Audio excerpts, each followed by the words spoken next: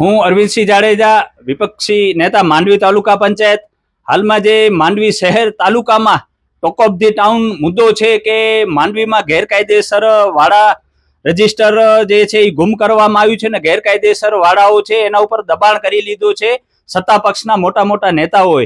ત્યારે અમારી તો મામલદાર શ્રી કને, કલેક્ટર શ્રી કને અને સરકાર શ્રી કને એવી માંગણી છે કે વાડાનો નિયમ છે, કોઈ પણ વાડાઓ હોય એ વાડાઓ 200 ચોરસ મીટરથી ઉપર નથી હોતા, એનાથી ઉપરના વાડાઓ કોઈ નિયમબદ્ધ પણ નથી થતા. અને જે વાડાઓ 1958 થી નિયમિત થયેલા છે એવા જ વાડાઓ નિયમિત કરવાની મામલદાર શ્રી હોય કે પ્રાંતને અધિકાર હોય છે.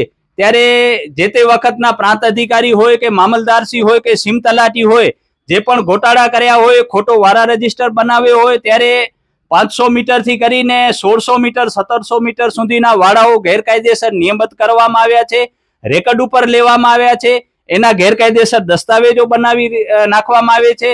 અને જે આ માંડવી અને મસ્કાની મોકાની જમીનો છે, જે ગૌચર જમીનો છે, એ ગૌચર જમીનો ઉપર વાડા બેસાડી અને એ વાડાનો વેચાણ થઈ રહ્યો છે, એના રજીસ્ટર દસ્તાવેજ થઈ રહ્યા છે અને આ વાડાઓ ઉપર ગેરકાયદેસર બાંધકામ થઈ રહ્યું છે. ત્યારે અમારી મામલદાર શ્રી કને, કલેક્ટર શ્રી કને અને આ રાજ્ય સરકારના મહેસૂલ સચિવ કને પણ અમારી એવી માંગણી છે કે આની યોગ્ય તપાસ થવી જોઈએ, CID ક્રાઇમ મારફતે આની તપાસ થવી જોઈએ અને જે લોકો પણ આમાં જવાબદાર છે એના ઉપર ફોજદારી ફરિયાદ દાખલ થવી જોઈએ.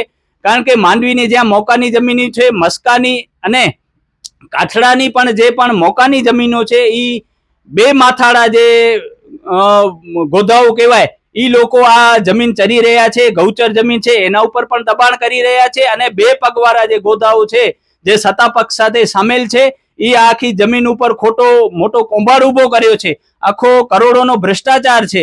એટલે આ ભ્રષ્ટાચારની તપાસ થાય એવી માંગણી છે. અને જો આ મામલદારશ્રી કે કલેક્ટર દ્વારા યોગ્ય તપાસ નથી થતી તો એની સામે અમે કોર્ટમાં લડત ચલાવશું એવી આપના માધ્યમથી હું ચીમકી ઉચ્ચારું છું. બાપુ, હાલમાં બાંધકામ જે થઈ રહ્યા છે માંડવીમાં, એમાં પણ ક્યાંક એવા પ્રશ્નો ઉઠી રહ્યા છે કે ગેરકાયદેસર નીતિ નિયમો ને નેવી મૂકીને બાંધકામો થઈ રહ્યા છે, એ વિશે શું કહેશો? માંડવી જ્યારે ભૂકંપ ઝોન 5 માં આવે છે અને 1.2 એટલે 3 માળ સુધીની જે બાંધકામની પરમિશન છે એનાથી વધુ બાંધકામ થઈ રહ્યા છે. અને જે ભૂકંપ ઝોનમાં આવે છે ત્યારે કોઈ પણ જાતની પરવાનગી વગર, નગરપાલિકાની પરવાનગી વગર આડેધડ બાંધકામો થઈ રહ્યા છે. જે આજુબાજુમાં જગ્યા મૂકવી જોઈએ એવી કોઈ કાયદેસરની જગ્યા મૂકવામાં નથી આવતી અને પૂરેપૂરી જમીન ઉપર બાંધકામ થઈ રહ્યા છે.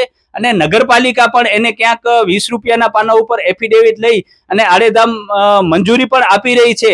ત્યારે જ્યારે માંડવી અને આખો કચ્છ ભૂકંપ ઝોન 5 માં હોય ત્યારે આવા બાંધકામો ભવિષ્યમાં લોકો માટે નુકસાનકારક સાબિત થશે. ત્યારે અમારી આ વહીવટી તંત્ર કને, નગરપાલિકા કને પણ એવી માંગણી છે કે જે આડેધડ બાંધકામો થઈ રહ્યા છે, મંજૂરી વગર બાંધકામો થઈ રહ્યા છે, એ બાંધકામો અટકાવવા જોઈએ. આ લોકોની સુરક્ષાનો પ્રશ્ન છે, લોકોની જાનમાલનો પ્રશ્ન છે. એટલે આવા બાંધકામો તાત્કાલિક અટકાવે એવી અમારી માંગણી છે. બાપુ, અંતિમ પ્રશ્ન, આમાં શું લાગે છે આપને, વહીવટ થતો હશે? આ જે ગેરકાયદેસર બાંધકામો થઈ રહ્યા છે એમાં વહીવટ થતો છે, શું લાગે છે? હાલના ચોમાસાની સિઝનમાં પણ આપણે જોયું કે માંડવીમાં જે રીતે આડેધડ બાંધકામો થયા છે, આડેધડ એની મંજૂરીઓ આપી છે, એના કારણે જે માંડવી આખો 5-10 દિવસ સુધી પાણીમાં ડૂબેલો હતો, લાખોનો કરોડોનો લોકોને નુકસાન થયો છે. ત્યારે નગરપાલિકાએ આમાંથી સંજ્ઞાન લેવો જોઈએ અને આ જે આડેધડ બાંધકામ થઈ રહ્યા છે એ અટકાવવા જોઈએ અને નગરપાલિકા એના એક્શન મોડમાં આવવો જોઈએ. અને આનામાં અમે તો કહી રહ્યા છીએ કે નગરપાલિકામાં જે વહીવટી અધિકારીઓ છે, પદાધિકારીઓ છે, ક્યાંક ને ક્યાંક મોટો ભ્રષ્ટાચાર આદરી રહ્યા છે અને આવી મંજૂરીઓ આપી રહ્યા છે. એને સરકારે અને કલેક્ટરશ્રીએ પણ અટકાવવો જોઈએ એવી અમારી માંગણી છે.